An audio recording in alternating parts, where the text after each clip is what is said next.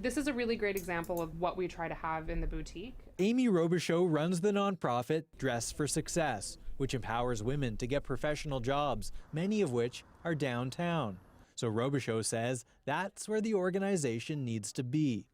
RBC donates a $70,000 space, but the small nonprofit also needs to rent an administration office across the street. I would say we pay a competitive but a pretty expensive rate to be in a fairly small, not particularly desirable space. And rents in the downtown area are going up, on average more than 30% in 2 years. Robichaud's counterparts at other nonprofits say the cost of rent is a common theme.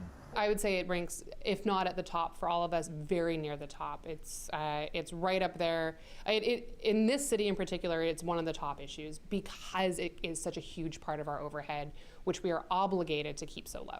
The executive director says nonprofits like hers are always under pressure from donors and sponsors to keep overhead down. But some things are beyond her control. This year, Vancouver saw downtown office rents rise on average 12.9%, according to a new CBRE report, the largest year-over-year increase in a Canadian city and the 7th biggest rise in the world.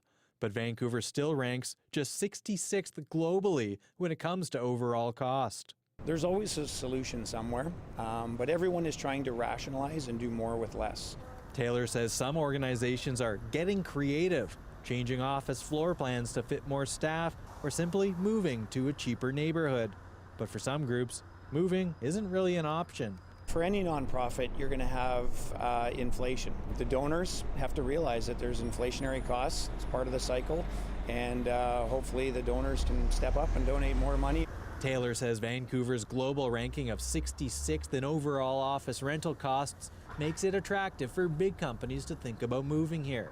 But with an already limited rental supply, that added interest may make the crunch for office space even more competitive for groups like Dress for Success, perhaps bringing on more steep rent increases in the years to come. Rafferty Baker, CBC News, Vancouver.